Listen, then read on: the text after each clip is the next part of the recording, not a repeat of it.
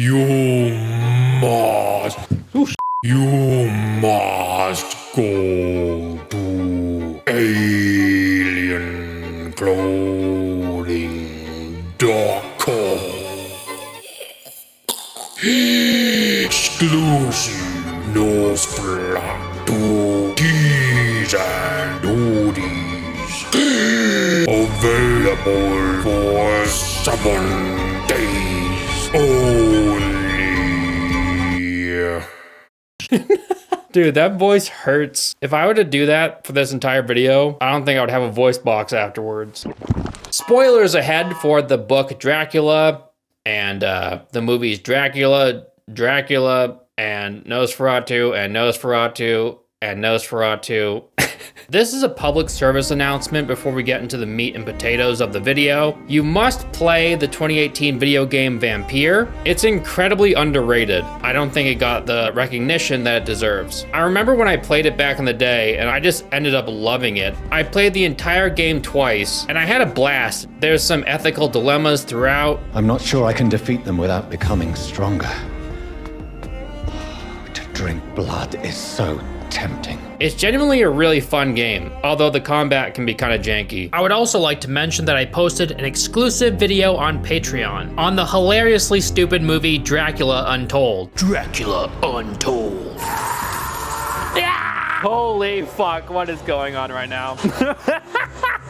They're taking his kid. Are you shitting me? You have nothing to worry about. So that was a fucking lie. What? Oh my god. What do you think, Wanda? So if you want to see the rest of it, head on over to patreon.com/ElvisTheAlien, where you'll be able to find a bunch of exclusive Patreon videos like it.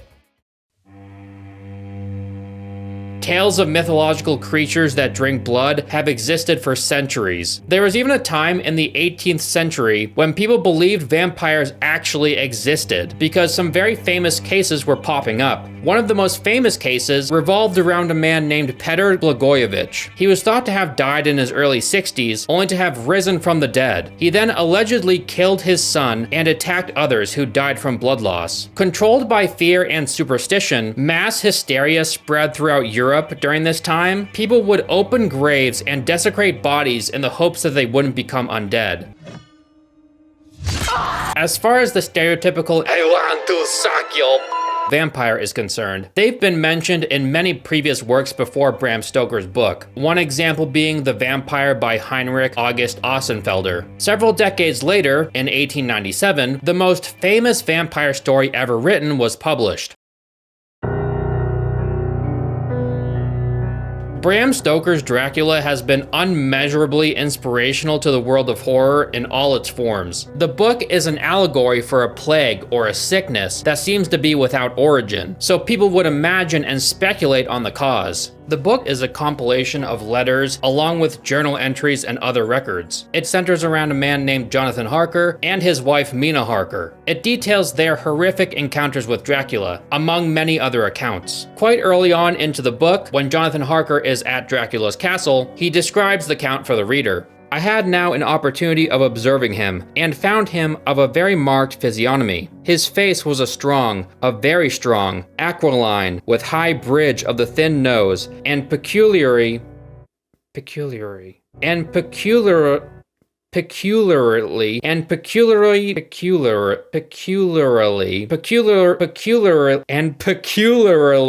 oh my god, I can't say peculiarly. What the fuck? And peculiarly arched nostrils, with lofty domed forehead, and hair growing scantily round the temples, but profusely elsewhere. Interestingly enough, there were a lot of people that were vocal about the fact that they didn't like Count Orlok's mustache in the 2024 Nosferatu. Well, wouldn't you believe it? We learned that Count Dracula has a mustache. Within stood a tall old man, clean shaven, save for a long white mustache. Take that, all of you naysayers. The mustache is canon. It's kind of funny when you think about it, because most of the other on-screen interpretations of Dracula decide to do without the mustache, while Robert Eggers' Nosferatu is one of the only interpretations of the vampire having a mustache. What would a dead Transylvanian nobleman look like? That means a certain kind of attire, and it also suggested a mustache. Try to find a Transylvanian nobleman without a mustache or a beard. I challenge you to do it.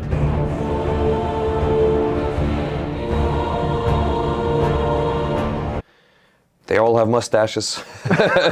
Do you know what happens most often in Dracula? It's quite horrifying, and it's this.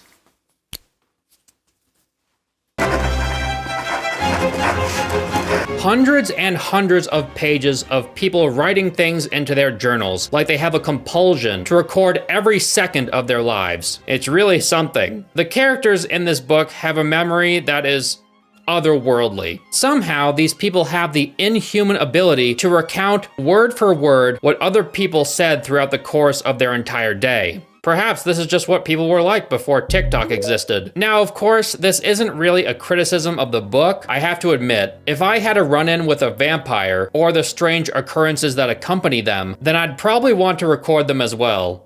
A good chunk of the book boils down to Dr. Van Helsing's investigations, and trust me, this fool has a degree in Yaponomics. The professor interrupted me. Ah, that wonderful Madam Mina. She has man's brain. A brain that a man should have were he much gifted, and woman's heart. The good God fashioned her for a purpose, believe me, when he made that so good combination. Friend John, up to now, fortune has made that woman of help to us. After tonight, she must not have to do with this so terrible affair. It is not good that she run a risk so great. We men are determined. Nay, are we not pledged to destroy this monster? There is no part for a woman, even if she be not harmed. Her heart may fail her in so much and so many horrors, until after she may suffer, both in waking from the earth and in sleep from her deeds. And besides, she is young woman, not alone. Let it be something. You can reason before. In the story, Mina Harker is put under Dracula's spell, so he can drink blood from her. This is just one of many powers that Dracula has in the book. The guy's kind of OP, if I'm honest. These are all of his powers that are described by Van Helsing. He has the strength of 20 men. He can transform into a wolf and a bat. He can command specific creatures like rats, wolves, foxes, owls, and moths. All of these are like the evil animals, according to the book, for some reason. He can control the elements in the area that he resides. He can create lightning and fog and even become fog. He can shrink and grow in size at will. He's got to have weaknesses, right? These are all of his weaknesses described in the book. He can't enter someone else's domain unless allowed to do so. He must sleep in a coffin on the soil from whence he was originally buried. Garlic, crucifixes, daylight, but his biggest weakness, and his most relatable weakness, is hot women. He can't withstand their power, dude. Let's talk about the classic Dracula, released in 1931. This is the movie that inspired the best version of Dracula, Count Von Count. 1, 2, 3, 4. 1, 2, 3, 4. 1, 2, 3, 4. 1, 2. I love whatever the amount. This movie is so heavily and widely inspirational in so many ways. What this movie did for the world of cinema and art in general is insane. What makes this movie and the original Nosferatu so fascinating is that they were filmed within several decades of the book being written, so the people living at the time could empathize with what the book represented. It makes them feel more authentic. The introductory credits to this movie have Batman in the background. Look at that and tell me it isn't Batman. So yes, everybody, I found the first image of Batman ever created. I don't care what Wikipedia says, this is the first Batman. This movie isn't entirely faithful to the novel. Renfield is sent to Castle Dracula instead of Jonathan, and then he accompanies Dracula on the ship from Transylvania to London. I love the scale of the castle's interior in this movie. It has cobwebs, debris, and candles everywhere, as well as its giant doors. It dwarfs the characters, and it's super spooky looking. There's an armadillo, and very fake bats. I expected to see a lot more rats, if I'm honest, and some wolves. What's that? Running across the lawn. Looks like a huge dog. Or a wolf? A wolf? Bela Lugosi as Dracula is astounding. I love how the movie zooms in on his face and uses light to focus on his piercing gaze. I wish they gave him sharp teeth though. The over-dramatization acting style was used often at the time, but it isn't in use much anymore. It makes watching old movies like this so fun. We know how to save Miss Mina's soul, if not her life. If she dies, by day. But something that I don't hear often is that the subtle acting could be amazing back then as well. The scene when Dracula is trying to use his mind control on Van Helsing is awesome. You can see Van Helsing fighting back, solely through his facial expression and body language. You can see that he's starting to lose, but ultimately his willpower is too much for Dracula.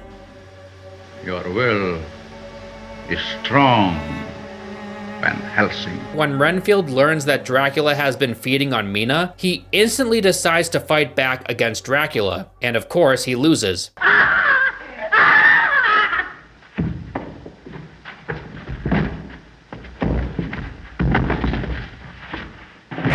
A lot of the dialogue in the book when he's speaking to Van Helsing and as he lay dying is used in this movie.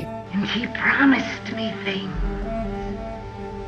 not in words, but by doing them, by making them happen. And I could see that there were thousands of rats with their eyes blazing red, like his, only smaller. The ending of this movie is a bit anticlimactic. Mina!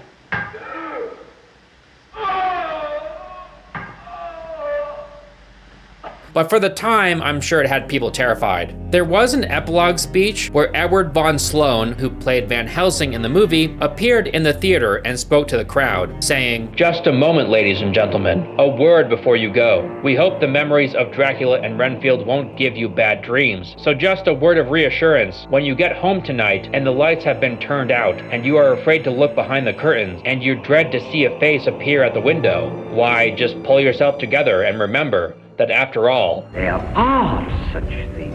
This speech was later censored in fear of audience members leaving the theater actually believing in vampires, because that didn't work out too well for people the first time. Of course, we can't speak on Dracula in film without mentioning the classic pulp horror flicks made by Hammer Film Productions in the 1960s and 70s, of which there were 9 to be exact. That's a lot of Dracula.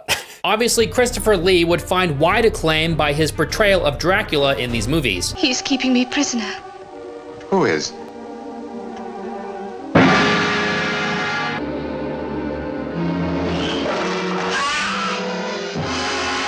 But in my opinion, the unsung hero of these films, who most people just remember today mainly as Grand Moff Tarkin from Star Wars, was Peter Cushing. I wasn't cut out for office life at all. I'd always wanted to be an actor. Who brilliantly bring Van Helsing to life in these films, and faced off against Christopher Lee's Dracula in multiple occasions. These classic Hammer films are pulpy, over the top, and a ton of fun. Throughout the films, there are haunting and iconic scenes that would go on to inspire the genre as a whole, as well as ridiculous and hilarious scenes, like this cartoonish death of Dracula falling into some ice after it was shot out from beneath him.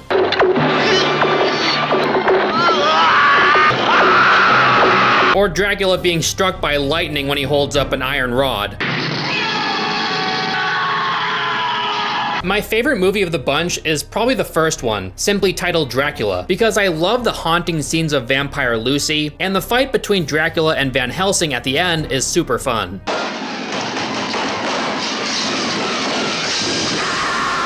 With some fairly decent disintegration practical effects. According to a quote by Christopher Lee, it would seem that his opinion of Dracula in film had soured a bit due to oversaturation of the character at the time. I mean, he starred in 3 Dracula movies in 1970 alone, so. I stopped making them in 1971 because, in my opinion, the presentation of the character had deteriorated to such an extent, particularly bringing him into the contemporary day and age, that it no longer had any meaning.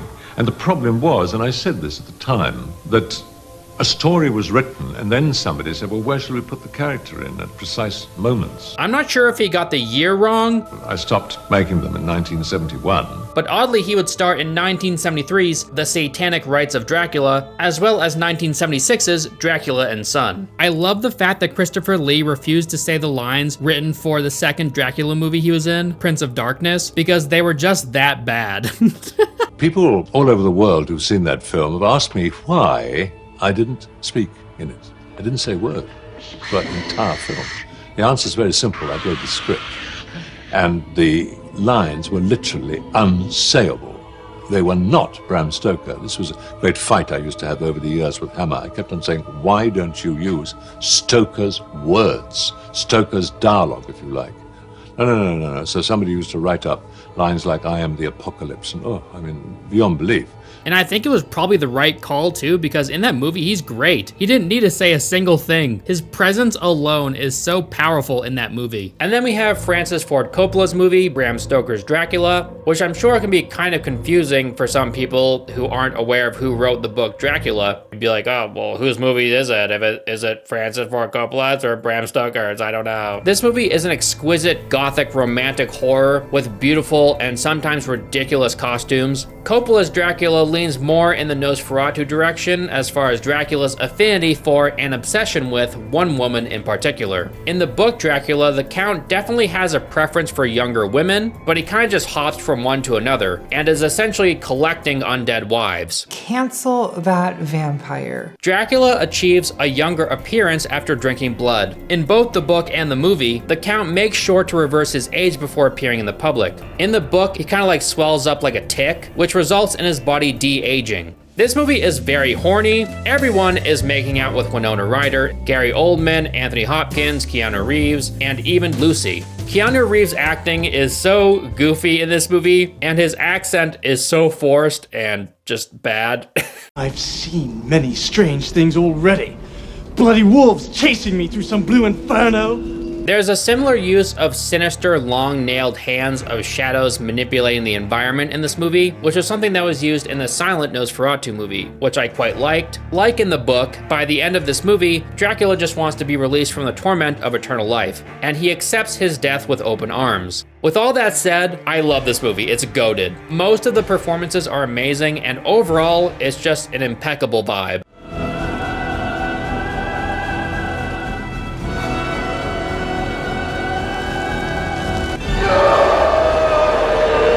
I would also like to add that I'm particularly excited about the new Dracula movie coming out, starring Keanu Reeves, Jenna Ortega, and Elizabeth Olsen. Oh, wait a minute! It's not real! Let me put on my monocle for this one. Where's my magnifying glass when I need it? It's cursed AI slop that some weirdo made in his basement. Unusual. And there's so many of these fan-made fake trailers, and they're made to look authentic with like a Universal logo in the top right-hand corner. Would you mind staying for supper? Wow, I hate this.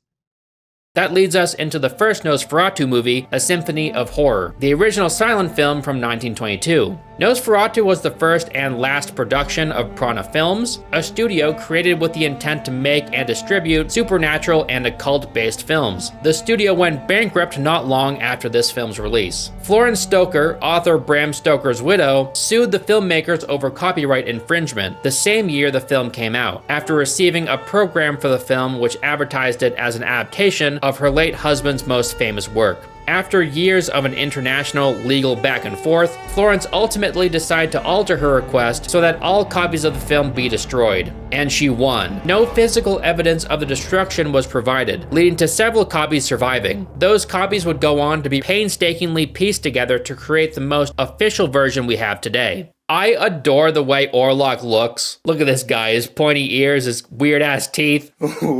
Wait till you see the...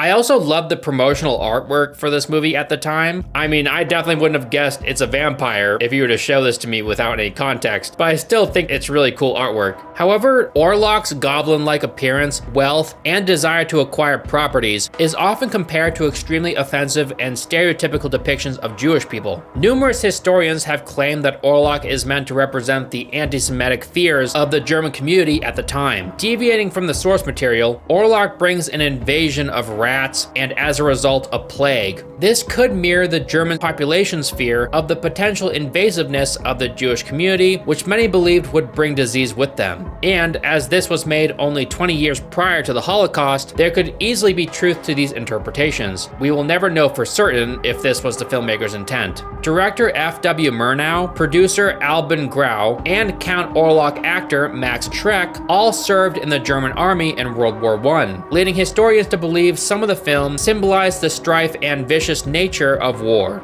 I don't think they were capable of capturing footage during the night with their primitive cameras, so they just kind of shot every scene during the day and altered the color tone in post so that the viewers would know whether or not it was day or night, even though during nighttime scenes it's very obvious it's daytime.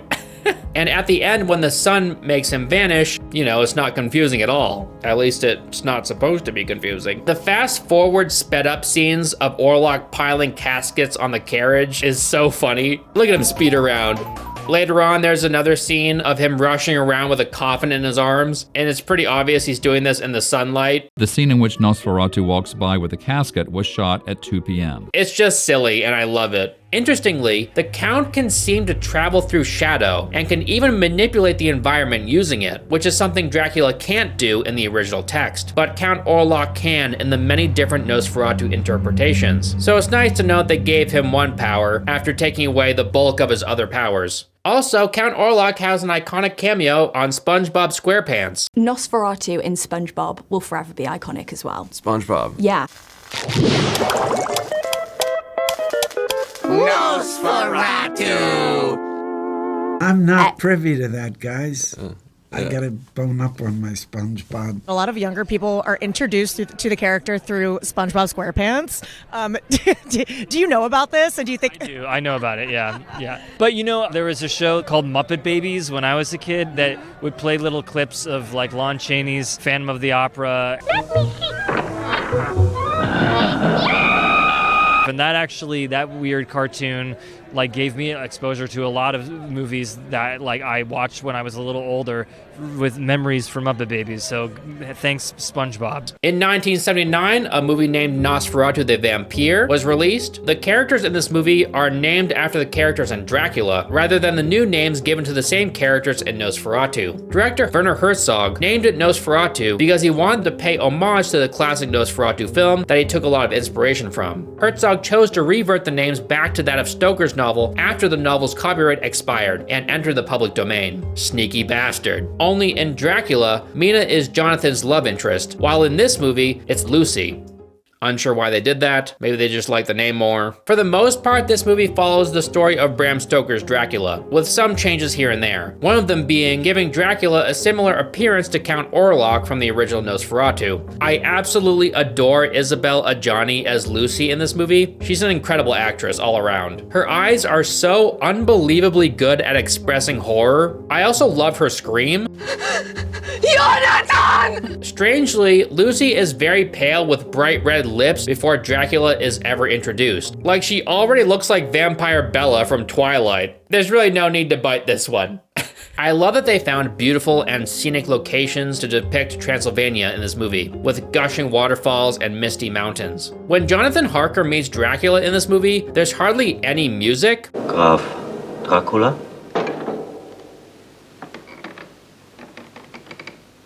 Ich bin Graf Dracula und heiße Sie in meinem Schloss willkommen.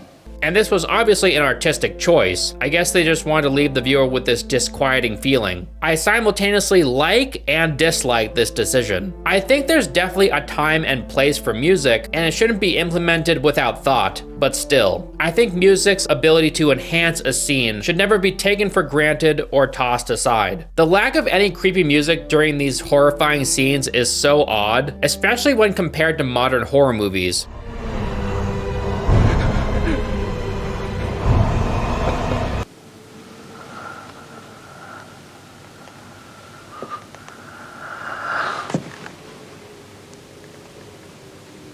Klaus Kinski did a great job making the scenes between Dracula and Jonathan extremely tense, not to mention creepy and awkward. However, I think his voice could have been more daunting. Die Kinder der Nacht, wie sie Musik machen. These are supposed to be old, dusty vocal cords of a creature that has existed for hundreds of years, which is one of many areas where I think Eggers' Nosferatu really shines. I should also add that Kinski had a complicated reputation. He was known to have extreme emotional outbursts. Kinski arrives screaming, already foam at his mouth, and yells at me for an hour and a half.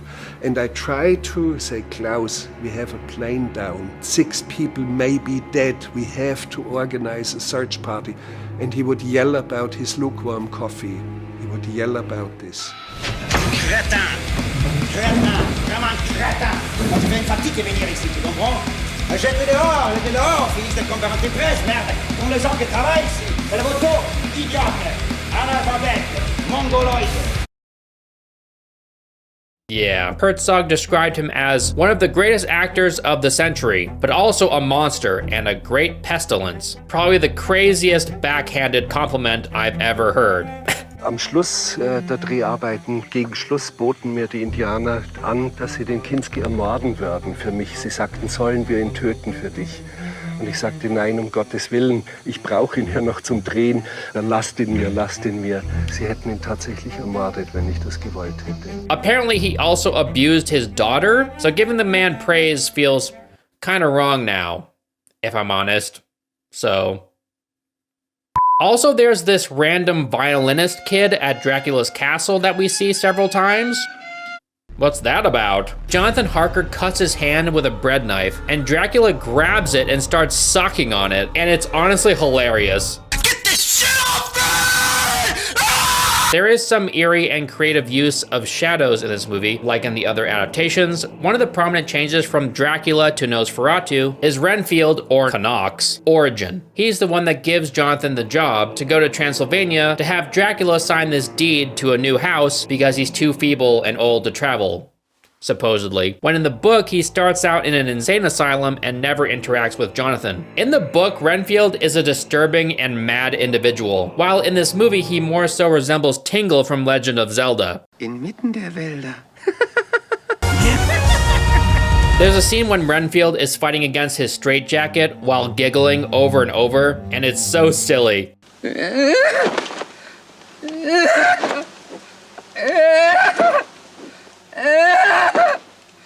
I kinda love it. You cannot tell me that this scene in particular wasn't the inspiration for the annoying fan from Elder Scrolls Oblivion. Was befiehlt mir mein Meister? Can I carry your weapon? Shine your boots. Dein Wille geschehe. Amen. Amen. Director Herzog had said that this film was supposed to be a metaphor for the fragility of a middle-class town. Nosferatu is not a monster, but an ambivalent, masterful force of change. When the plague threatens, people throw their property onto the streets. They discard their bourgeois trappings. A re-evaluation of life and its meaning takes place. At the end of this movie, Dracula cups Lucy's boobie as he suckles away on her neck. She doesn't allow him to leave. He sucks her dry until sunrise, which ultimately kills him. Strangely, Jonathan becomes a vampire at the end of this movie, and everyone is totally cool with his fancy new dental implants. Next up, we have a film that not a lot of people talk about. It's yet another Nosferatu movie, titled Nosferatu A Symphony of Horror, and it was released in 2023. This one's a low-budget indie flick. Right away, that's plain to see, because the computer effects used in this are painfully obvious. I would be lying if I said that it wasn't distracting when the fire spark effects in one scene look like they could have been taken straight from YouTube and keyed in. The computer effects almost give the movie this Polar Express Uncanny Valley vibe. This movie is very odd. The cinematography, performances, and even the music give this movie an old school feel. And you can tell that the director, known for the 2005 remake of The Cabinet of Dr. Caligari and Nothing Else, was very much inspired by classic cinema. Some of the acting in this movie isn't the best. What is it?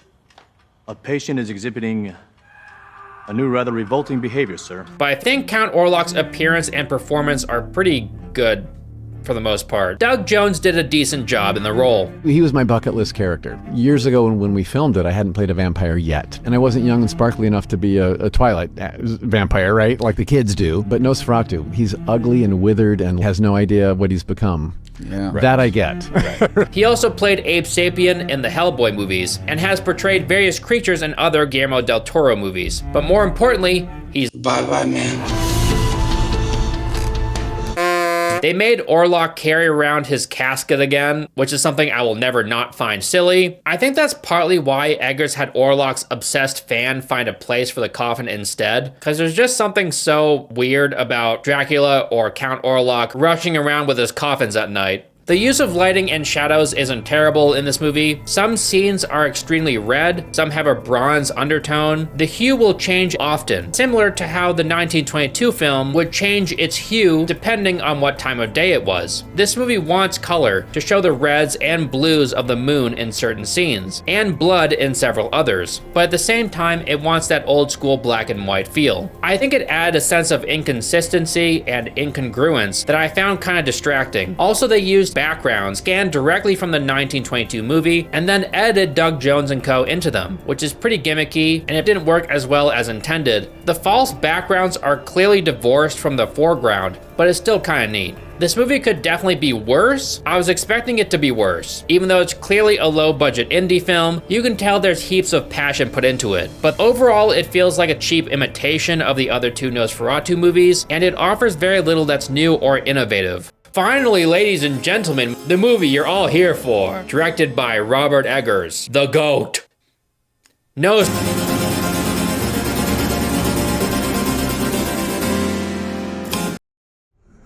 You must bounce on it. Crazy style. I love this man. Everything he touches is awesome. I love every single one of his films. Ever since I watched The Witch years and years ago, I was locked in, dude. The extreme attention to detail this guy puts into his work is astounding. The introductory scene in this movie is powerful and haunting, and then pans away and follows her to an open window, where Count Orlok has entered. I admire Eggers' desire to avoid cuts when filming in one room. Instead, he'll move the camera around the room and allow the viewer to see more of this world, giving each scene a nice sense of flow, while also giving the viewer a greater sense of immersion. That set is completely designed around a camera move. Camera pulls out from her bed and it swings around her. As it continues to swing around, all of the rest of the set swings open out of the way so that we can get back far enough to see her start to levitate. Something I found interesting is that the movie starts with Count Orlok saying this to Ellen.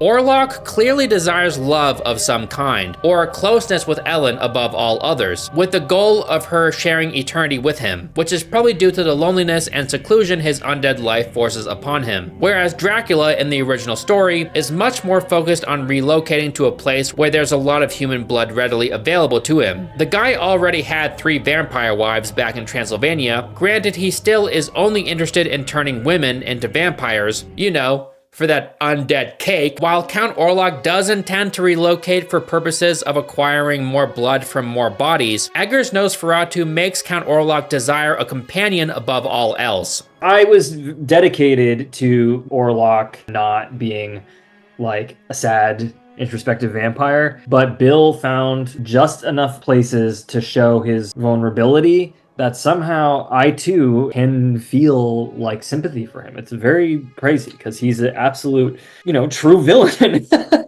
You shouldn't see this. This breaks the illusion. Robert Eggers recreates the style and aura of the Victorian era so well. It feels like a time traveler popped up and started filming. What I wouldn't give to just exist on one of these sets for a day. The 5 city blocks they built for Visburg, Germany look so good. Nobody would ever guess that they're sets in the first place. Every block looks like they're aged and real, but the sets also look beautiful, like they're straight out of a painting. It must be so fun to be an actor in a movie that takes place at a time like this. I think it's very impressive that not only was the time period considered, but the character's financial status was also important when they created the costumes for each character. The Harding character, for example, is wealthy, while the Hutters are less so, and their fabrics, outfits, their lines, and even the acting displays this fully and convincingly. The locket gets attached to Hutter's pocket watch, Thomas's pocket watch there. So that's like, seeing them alongside like that is something interesting because it just kind of shows the class difference between Harding and Hutter, and that's something that obviously is important and informs our characters. So Thomas Hutter, played wonderfully by Nicholas Hoult, finds himself in a dusty and dimly lit Ebenezer Scrooge office. No joke, it looks exactly like that. Like in every other interpretation of the story, Thomas is ordered to go to a far-off land to eventually end up at Count Orlok's castle in order to finalize his purchase of a new house. And he would love a new blood bag.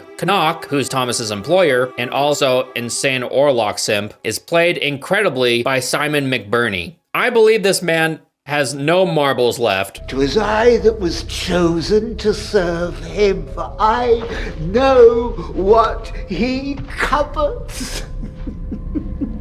what you are dreaming all the time. You're dreaming of, if you're dreaming of having sex with your mother, that is you. It's not your mother. It's not some weird thing. That is part of you. You get to see your shadow in your dreams. And this is kind of, What in the goddamn hell are you talking about? Early on in this movie, there's a callback to the 1922 film, when Ellen asks Thomas, "Why have you killed these beautiful flowers?"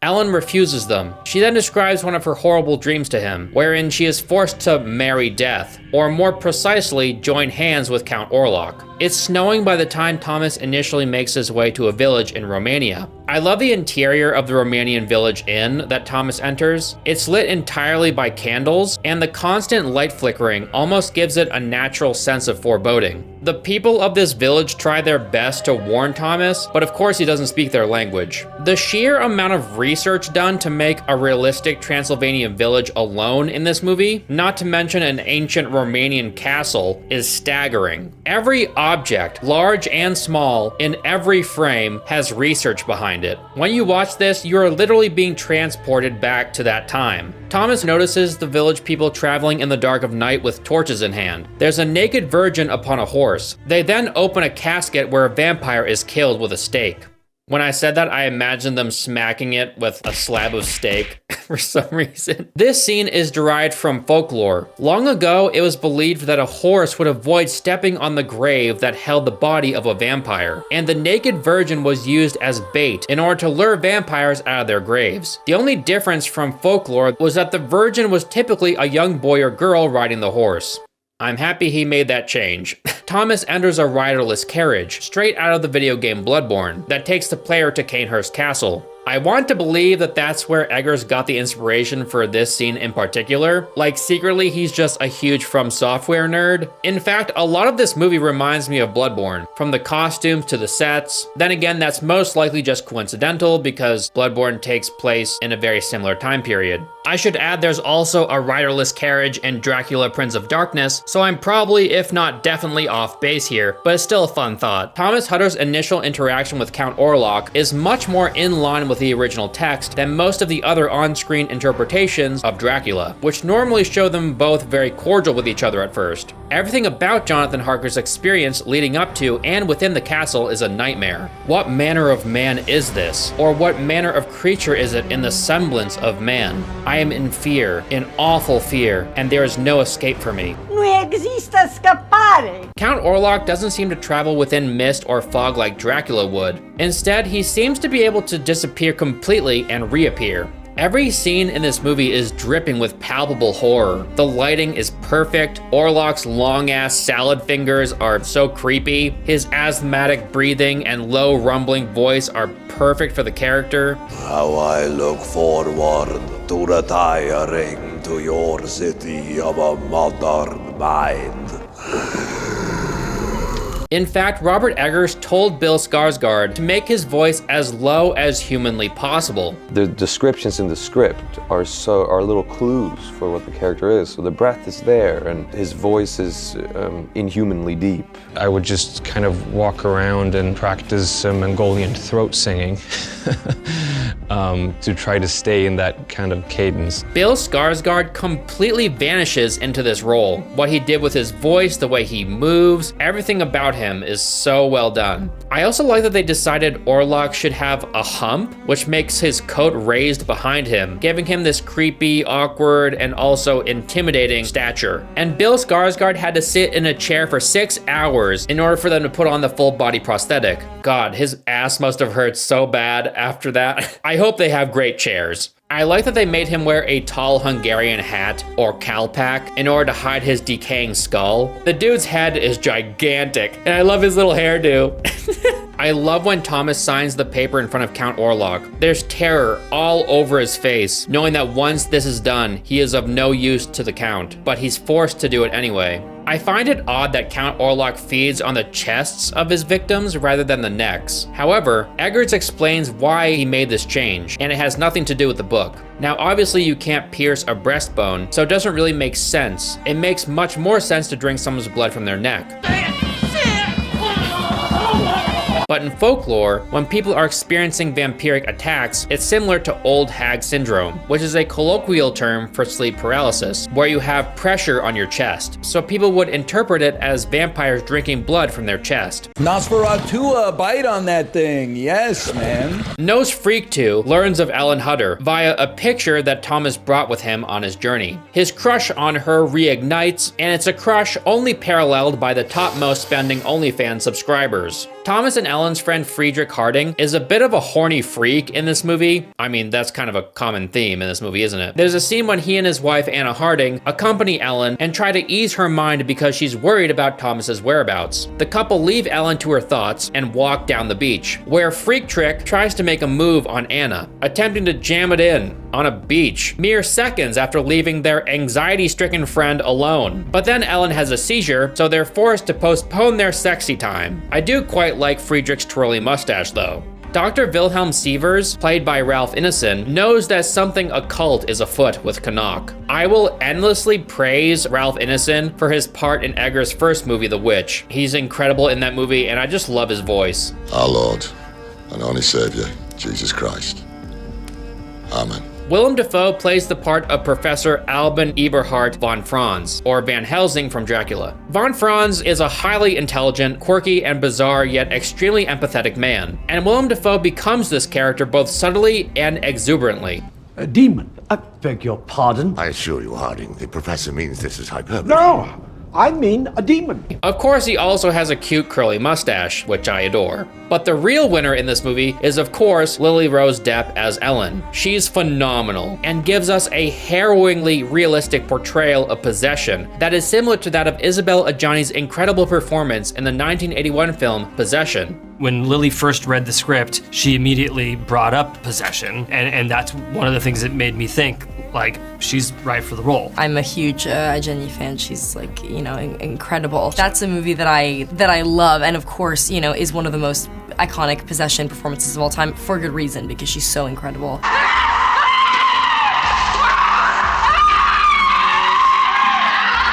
And of course, I watched her performance as Ellen because, you know, I couldn't not. I was very, you know, intrigued to see what they all had done with it. Lily's performance here also kind of reminds me of Nell Tiger Free's performance in 2024's The First Omen, which was also unbelievably good. The one scene where you're possessed and do a little bit of, like, I want to say like a thriller dance a little bit, like with the body movements, it's amazing. How did you prep for that? You know what, honest to God truth, I didn't. All I had was this just one reference that Kasha gave me from this movie, Possession. Wow! What do you know? I admire the fact that Lily Rose Depp actually trained to perform these possession scenes. You can tell that she takes her work very seriously, and I love that. That's all to say, I forgive Lily Rose Depp for her part in the weekend's horror show, The Idol. Remember The Idol? I wish I didn't. Stretch that tiny. While watching, I ran into a weird contrast between Nosferatu and Dracula. In the original story, it makes sense for Dracula to travel via boat to get to England, because he'd be forced to cross a body of water. But in Nosferatu's case, he isn't. Germany can be reached from Romania without ever touching a body of water. So why does Count Orlok insist on going a similar route as Dracula to get to Germany? Well, one reason might be the mountainous terrain, and the heavy sarcophagus, and he needs to bring his rat army with him. What's a vampire without his rat army? Strangely, Count Orlok brings only one sarcophagus, while in Dracula and the other Nosferatu films, he travels with many coffins so that if one is destroyed, he has others to return to. This version of Count Orlok was a bit blinded by his thirst for Ellen, I suppose. Either that or he was extremely confident. Do you guys remember the movie The Last Voyage of the Demeter? Basically, it's all about the dwindling crew that unknowingly ferried Dracula across the sea. This movie is based on only 6 pages in Bram Stoker's Dracula. I won't be speaking about it in depth in this video, but I figured it was worth mentioning anyway. It's a fun movie. The ship carrying Count Orlok crashes to shore, spilling rats out of it. The rats almost look like a liquid pouring out of a broken pitcher. It's a cool looking scene. We had 2,000 live rats that were used in the film. A great portion of them were actually trained. In the scene where they come off the shipwreck, those rats were trained on a buzzer to run up off the port. Somehow Canuck was able to lift and transport Orlok's giant sarcophagus by himself? He's got crazy man strength, I guess. Madmen have great strength. I love this scene of him reaching out the window, and then the shadow of his giant hand hovers over and consumes the city, which perfectly symbolizes his presence taking over the surrounding area. After jumping out a castle window and being nursed back to health by some nuns, Thomas makes his way back to Visburg. Friedrich casts aside von Franz's claims of the Nosferatu as fantasy. Do not tell me you believe in such medieval devilry. I do not believe. I know. He's the voice of reason character in this story of evil and insanity, but obviously his character is broken later on. Von Franz finds the Nosferatu sigil drawn on the floor in Canuck's home, and he calls it Solomonari, which is in reference to the Scholomance, a folkloric Romanian school of black magic. According to Wikipedia, the Solomonar is a wizard believed in Romanian folklore to ride a dragon and control the weather, which mirrors Count Orlok or Dracula's ability to control or impact the weather around him. Wikipedia also goes on to say they are taught their magic and the speech of beasts at the school, or the Scholomance. An additional belief was that the students avoided the rays of the sun for the 7-year duration of their study. Anna Harding is fed on by rats at night. And yeah, that must have been really gross. I don't know if it was horrifying, but it was certainly an experience, and I am asked about it often, and I'm always surprised at how little I can remember, which probably shows I had to block it out. So these are real rats on Emma Corrin. They were constantly urinating and defecating all over Emma. It's pretty funny that Eggers admits that he was surprised that an accomplished actor like Emma Corrin would take the smaller role of Anna Harding, when the role is very important to the movie, and they played it perfectly. I'm so grateful to Emma for taking the role of Anna, because it is not the largest role, and Emma is such an accomplished performer. I think any role in an Eggers movie at this stage in his career is extremely sought after by acting talent, so I'm sure Emma Corrin was very grateful to land the role, even if it didn't have the most screen time. Ellen admits to Thomas that she and Count Orlok shared a past, and it shames her. Don't touch me! I am not to be touched! Instead of transforming into a vampire, Ellen Hutter in Eggers' Nosferatu seems to be infected with evil itself, much like how a demon possesses its host. I mean a demon. Ellen is, in a sense, infected by Orlok's evil. He's attempting to overpower her free will, so that she'll give herself over willingly to him, which is the only way he can have her. Tonight you denied yourself, and thereby you suffer me to vanish up the lives of those you love. Denied myself. You revel in my torture. The way Lily can raise her eyes into her head so high so that her eyes look like they're nothing but white is super impressive. How did she do that? Also, that thing she did with her tongue and the saliva glob coming out. I mean, damn, it's gnarly. Rob had spoken to me about this idea of like a demon face quite early on for that scene, and then I like pulled his face, and I remember like Rob was like behind the camera going like push, because he wanted it to just like almost be like my face was like ripping apart. Yeah, it looks like it shouldn't be humanly possible. Oh my god! I when I first saw it, I was like, oh my god, I really did that with my face. Yeah. And then we get the most frightful and disturbing scene in the movie. Friedrich is forced into a deep slumber by Orlok. Friedrich has a pistol in hand, but Anna can't wake him no matter how hard she tries. Their children are screaming in the next room, so Anna rushes in to find the window open, and Orlok's standing there, his dark silhouette etched by the light of the moon, feasting on her children. He drops their tiny limp bodies to the floor, like they're no more than chicken wings, before turning his attention to Anna. Emma Corrin's acting here is incredible. I believed deep in my soul that they were actually watching their 2 children get eaten alive. God, the sound design in this movie is so good. Did you know that they repurposed Count Orlok's breaths for the background sounds during the castle scenes? The amount of thought and care that went into things that nobody would ever think about is mind-boggling. I love it. The central idea for the sound design, which was to use Lily and Bill's breaths, the castle and Orlok should be the same, so that when he speaks, like the castle responds. The castle articulates his emotional response to the situation. Yeah, exactly. I have long awaited them. Of course, my lord. Friedrich goes completely mad, as would any man in his position. The dude was given the Punisher treatment, for God's sake. He is then taken by the rat plague. Friedrich is so gone by the end of his life that he joins his dead wife in her casket and makes love to her corpse as he dies. Damn. I wouldn't want to be him. Willem Dafoe's redemption scene with the fire and the sarcophagus is just pure cinema. I loved it so much. I love how the fire slowly envelops the scene, with von Franz in the center of the frame, stomping out the resting place of Count Orlok for good, knowing that his time is nearing its end, with Ellen's plan unfolding. The plague shall be lifted! Redemption! I love when Orlok visits Ellen at the end of the movie, and his shadow opens the door to her bedroom. Orlok and Ellen's lovemaking at the end of this movie is hard to watch, to say the least. She literally rubs his scarred and rotting back. Ugh. Bro fills himself up on her blood like a leech. Ellen sacrifices herself to kill Orlok. She knew that she could use his lust for her to keep him with her until the sun rose. I love this movie's version of the vampire's sun death. He kind of like bleeds out all the blood he was drinking from all of his orifices, and it looks awesome.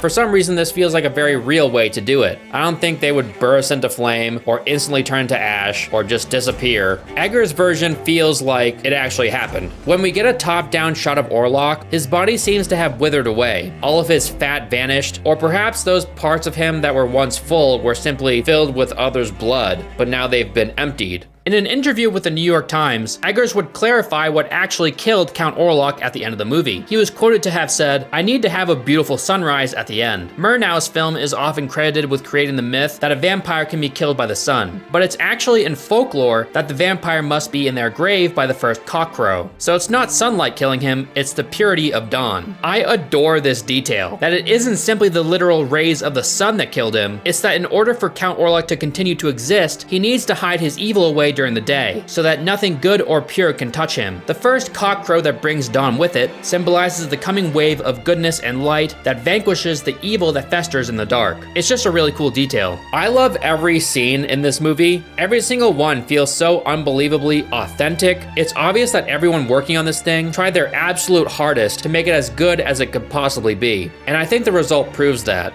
The pacing of this film is just perfect. At no point was I bored or did I think the movie was dragging. And the script, oh my god, the script. And when you have actors as good as these saying the lines, you've got yourself one of the best vampire movies ever made. The extended version of the film isn't much different from the theatrical, but it does add a bit more meat onto the film's bones. You know, they're just little things, not entirely necessary for the movie, but I still prefer the movie with them included.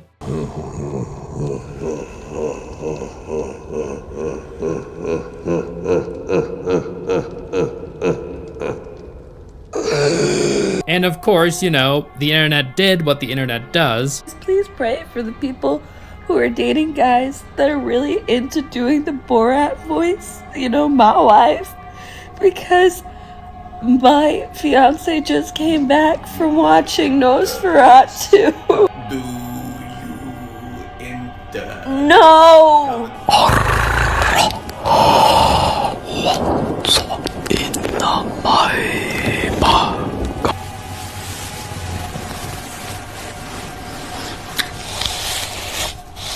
What would you be doing if I was there? What are you doing? You're taking a shower. With me. As we wrap up this video, I want to mention two shows, one of which is Castlevania, the animated series, based on the video games of the same name, and the show is incredible. I highly recommend it. The animation is top-notch, and Count Dracula makes an appearance in the show, and while he's mainly just a character with the same name, he's still an intimidating vampire that resides in a castle, but aside from that, he shares very little with the character created by Bram Stoker. Even if you're not a huge fan of Dracula, I mean, if you're not, then how'd you make it this far? You're gonna love it. There's also the 2020 miniseries simply titled Dracula, and it's decent overall. It deviates quite a bit from the original text, but Claes Bang is so good as Dracula, he makes the 3 episodes worth the watch just by himself. You're a monster. You're a lawyer. Nobody's perfect. Him playing Dracula in this show is interesting because he also starred in Robert Eggers' The Northman. Again, if you want to watch me watch the movie Dracula Untold, that will be over on my Patreon. That's patreon.com/ElvisTheAlien. Thank you so much to everybody that supports the channel. It means the world to me. If you like these stories, then maybe you'll like the Nosferatu tee, available at alienclothing.com. That's AYYLIEN clothing.com for 7 days only. That's gonna do it for this video. Thank you guys so much for watching, and thank you so much for the support.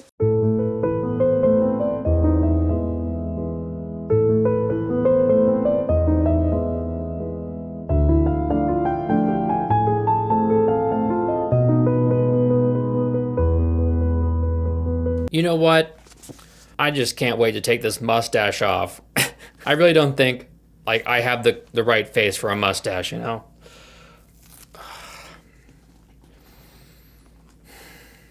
Oh my God. It can't be. The sun.